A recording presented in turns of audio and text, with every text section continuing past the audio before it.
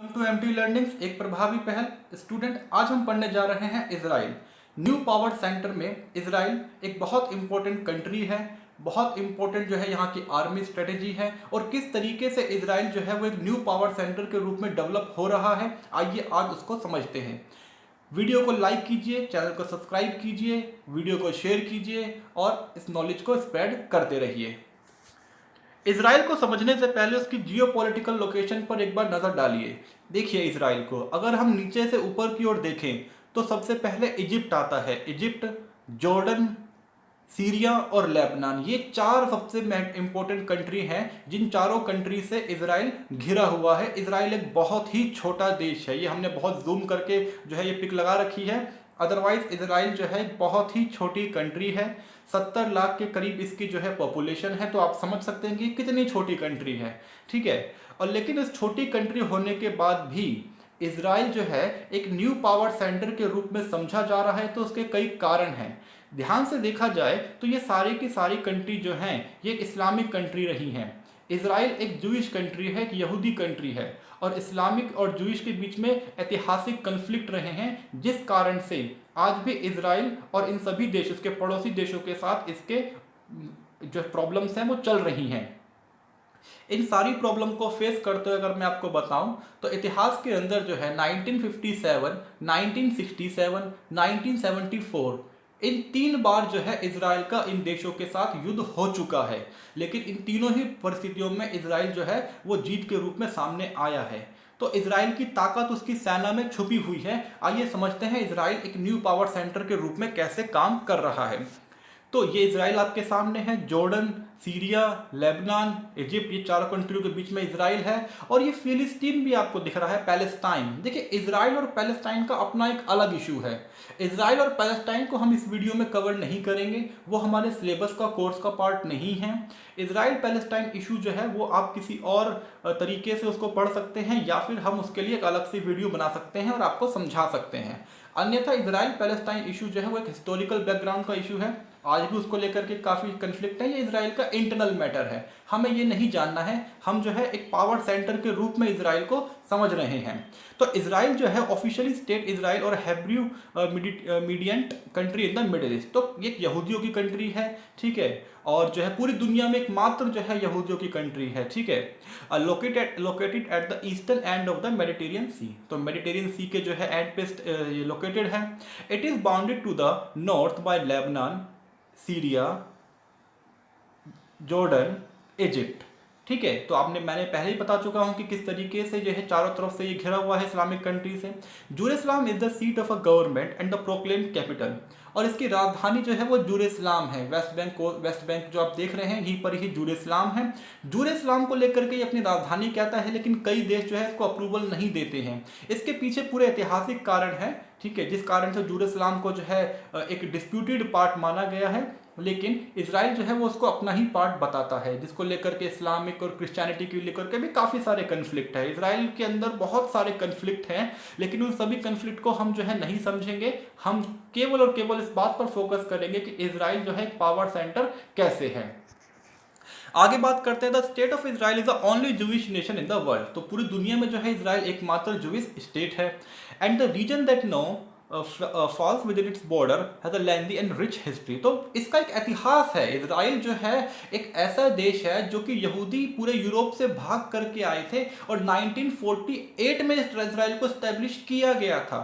तो इजराइल कोई ऐतिहासिक राष्ट्र नहीं है जो उभरा है, बल्कि इजराइल जो है यहूदियों के द्वारा तैयार किया गया एक देश है। एक जगह पर वो स्थापित हो गए और वही अपना एक देश उन्होंने बना लिया।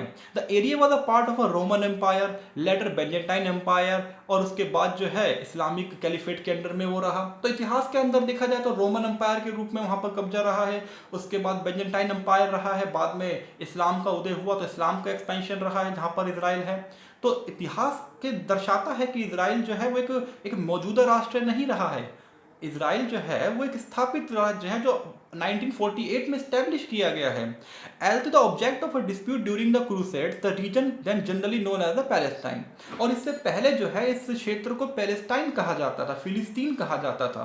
तो फिलिस्तीन जहां रहते थे इजरायली यहूदी लोग, वहां आकर के बस गए और धीरे धीरे धीरे धीरे फिलिस्तीन को हटा दिया गया और इसराइल ने अपना कब्जा जो है उस जगह पर कर लिया और वहीं अपना देश स्थापित कर दिया। तो ये छोटा सा बैकग्राउंड है इजराइल का जो हम आपको साथ डिस्कस कर रहे हैं आपके साथ। Under the sway of a successive Islamic dynasty until the collapse of Ottoman Empire at the end of World War I। तो वर्ल्ड वॉर वन के बाद जो है ऑटोमन एम्पायर कोलैप्स हो गया और उसके बाद जो है ये जो टेरिटरी थी ये ब्रिटिशर्स के अंडर में आ गई। और ब्रिटिशर्स में अंडर में आने के बाद जो लीग ऑफ नेशन बनाया गया था उस समय एक संस्था थी जैसे यूनाइटेड नेशन है, उस लीग ऑफ नेशन के द्वारा जो है इसको लेकर के काफ़ी डिस्प्यूट और सेटलमेंट की बातें चलती रही फिलिस्तीन को लेकर के। लेकिन अल्टीमेटली इसराइल ने जो है यहाँ पर अपना कंट्रोल कर लिया 1948 में सेकेंड वर्ल्ड वॉर के बाद। तो ये बहुत छोटा सा बैकग्राउंड मैंने आपको बताया है, अदरवाइज बहुत डिटेलिंग है, इस डिटेलिंग में हम नहीं जाएंगे। आइए बात करते हैं इकोनॉमिक्स की। तो इसराइल के हम जो है इकोनॉमिक कंटेक्स्ट में समझेंगे कि ये कैसे जो है एक पावरफुल कंट्री बन के उभर रहा है। तो इकोनॉमिक कंटेक्स्ट की बात करें तो इसराइल की देखिए इकोनॉमी बहुत तेजी से ग्रो कर रही है। इसका रीज़न क्या है? इसका रीज़न ये है कि इसराइल जो है उसको अमेरिका लगातार सपोर्ट करता है। आप समझ सकते हैं कि बहुत छोटी कंट्री है, तो ये छोटी कंट्री आखिर इतनी ताकतवर है कैसे? उसकी ताकतवर होने का बहुत ही सीधा कारण है कि अमेरिका द्वारा उसको सपोर्ट किया जाना। और अमेरिका के कई सारे लोग जो है यहाँ इमिग्रेंट्स के रूप में रहते हैं, लगातार वो वहाँ जा रहे हैं और वहाँ जाकर के वो इन्वेस्ट कर रहे हैं, वो यूनिवर्सिटीज़ में जो है काम कर रहे हैं, रिसर्च सेंटर में काम कर रहे हैं, ठीक है, उस कंट्री में जो है बहुत तेज़ी से फंडिंग कर रहे हैं हर एक चीज़ की। और यही सारी चीज़ें हैं जो धीरे धीरे धीरे धीरे इसराइल की इकोनॉमी को भी ग्रो कर रही है। The goals of Israel economic policy are continued growth and the further integration of the country's economy। और तो एक ही उद्देश्य होता है हर देश की इकोनॉमी का कि बहुत तेजी से ग्रो करना, आगे बढ़ना और जो है डेवलपमेंट करना। इसराइल भी उस तरीके से कर रहा है। इसराइल के साथ देखिए समस्या ये रही है कि उसके जो नेबरिंग कंट्री है उसके द्वारा इसराइल का बाइकआउट किया गया है। आप समझ सकते हैं कि उसकी दुश्मनी जो देशों के साथ है वो एक देश नहीं है, वो कई देश हैं और सारे के सारे जो है वो धार्मिक कट्टरता के कारण जो है उनकी दुश्मनी है। तो इसराइल की इकोनॉमी भी जो है बहुत तेजी से बढ़ नहीं सकती है क्योंकि जब आपके दुश्मन ही चारों तरफ से घिरे हुए हैं तो आपको जो है अपनी इकोनॉमी से भी ज़्यादा अपनी सिक्योरिटी पर भी ध्यान देना है। ठीक है, तो अमेरिका और वेस्टर्न कंट्रीज के द्वारा इसराइल को सपोर्ट किया जाता है लेकिन उसके नियरेस्ट कंट्री जो है वो इसराइल को सपोर्ट नहीं करते हैं, जिस कारण से उसकी इकोनॉमी पर इसका असर पड़ता है। आगे बात करेंगे तो जो है उसका जो एक्सपेंडिचर है वो डिफेंस का, security, natural resource, scarcity of natural resources, high rate of inflation, ये सारे उसके साथ भी जुड़े हुए हैं मुद्दे कि महंगाई है, अपने जो है डिफेंस पर बहुत खर्च करना पड़ता है उसको। ठीक है, रिसोर्सेज नहीं है, देखो बहुत छोटी सी कंट्री है तो उसके पास रिसोर्सेज कहाँ से आएंगे? इसराइल के अंदर जो है पीने का पानी भी पर्याप्त मात्रा में नहीं है, तो रिसोर्सेज ही नहीं है तो वो कैसे वो ग्रो करेगा? तो ये सारे के सारे चैलेंजेस उसके सामने भी हैं। लेकिन उन सभी चैलेंजेस को फेस करते हुए इसराइल जो है अपने रिसर्च एंड टेक्नोलॉजी के जरिए वो धीरे धीरे ग्रो कर रहा है। Despite these obstacle Israel has achieved a high standard of living. तो इसराइल की जो लिविंग ऑफ स्टैंडर्ड है वो काफ़ी अच्छी है। एक middle class, upper middle class family के रूप में इसराइल की इकोनॉमी है और वो तेजी से ग्रो कर रही है। कई सारे एक्सपर्ट, टूरिज्म सेक्टर, वो सारे सेक्टर धीरे धीरे करके ग्रो कर रहे हैं। यही इसराइल की इकोनॉमी को भी आगे बढ़ा रहा है। आगे बात करें या जीडीपी को, दो मैप यहाँ पे लगाए गए हैं तो आप समझ सकते हैं कि इंपोर्ट और एक्सपोर्ट है, दोनों ही इसराइल का बहुत तेजी से बढ़ रहा है। इंपोर्ट अभी भी ज़्यादा है, एक्सपोर्ट कम है। देखिए एक्सपोर्ट की अगर बात करें तो डिफेंस का जो एक्सपोर्ट है वो सबसे ज़्यादा है, सबसे ज़्यादा जो है वो डिफेंस ही जो है एक्सपोर्ट करता है, उसी के जरिए उसकी इकोनॉमी भी चलती है। इंपोर्ट में वो जितनी भी कंज्यूमर गुड्स हैं, फाइनल गुड्स हैं, सबका इंपोर्ट करता है, ज़्यादातर चीज़ों का वो इंपोर्ट ही करता है। तो आप देख सकते हैं ग्राफ के अंदर ऑरेंज कलर में आप देखेंगे तो इंपोर्ट ज़्यादा है, ब्लू कलर में देखेंगे तो एक्सपोर्ट उसके पैरेलल में चल रहा है आगे। ये एक और मैप है जहाँ पर बताया गया है कि इसराइल जो है अपने डिफेंस सेक्टर में सबसे ज़्यादा वो खर्च करता है। उसको करना भी पड़ेगा क्योंकि आप समझ सकते हैं कि जब हर कोई मिलिट्री के साथ जुड़ा हुआ है तो फिर उसकी जो है सैलरी और जो डिफेंस इक्विपमेंट्स हैं इसराइल को हमेशा तैयार रहना पड़ेगा। हम आर्म फोर्स जब पढ़ेंगे तब उसको समझते हैं। इस मैप को बहुत ध्यान से देखिएगा, आप इसको पॉज करके पढ़ सकते हैं। आगे बात करेंगे तो आर्म फोर्सेस की। आर्म फोर्सेस ही तो इसराइल की स्ट्रेंथ है, अगर वो ही नहीं है तो फिर इसराइल ही नहीं है।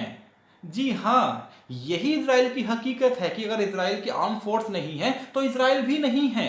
क्यों नहीं है इजराइल, इसको समझते हैं। आईडीएफ, ये आईडीएफ क्या है? आईडीएफ जो है इजराइल की डिफेंस फोर्सेस है। आप आईडीएफ का जिक्र करेंगे तो Israel defence forces is generally जो है regarded by the military expert, इसमें सारे मिलिट्री एक्सपर्ट के साथ ये पूरी की पूरी सेना तैयार की गई है, ठीक है। दुनिया की सबसे बेहतरीन सेना में से इजराइल की सेना है, ठीक है, जिसमें तमाम प्रकार की जो है टेक्नोलॉजी और हथियार कहें और रिसर्च कहें, हर प्रकार की टेक्नोलॉजी इजराइल की सेना के साथ जुड़ी हुई है। और चूंकि उसके जो नेबर हैं, उन नेबर ही इतने होस्टाइल हैं इजराइल के प्रति, वो एक नफरत भाव और एक दुश्मनी इजराइल के साथ है, जिस कारण से इजराइल की सेना को बेहतर होना ही होगा। This doctrine encompasses ideas believe that the Israel cannot afford to lose a single war. Israel एक सिंगल वॉर भी हारना बर्दाश्त नहीं कर सकता है, वो अफोर्ड नहीं कर सकता है, क्योंकि वो बहुत छोटी कंट्री है। आप समझिए इस बात को, अगर छोटी कंट्री के साथ युद्ध हो गया तो अगर छोटी कंट्री हार गई तो वो तो खत्म ही हो जाएगी। 70 लाख की आबादी कितने दिन तक टिक पाएगी? नहीं टिक पाएगी। तो इसलिए इजराइल ने जो है बहुत तेजी के साथ लोगों को ट्रेन किया है, ठीक है, एक वार्निंग सिस्टम को अपडेट किया है, इंटेलिजेंस सिस्टम को अपडेट किया है, बहुत तेजी से जो है अपने रिसोर्सेज को मोबिलाइज किया है, अपनी सिक्योरिटी स्ट्रेंथ को उसने मजबूत किया है, अपने दुश्मन के प्रति वो बहुत तेजी से अटैक कर सके, ये ऐसा सिस्टम उसने तैयार किया है।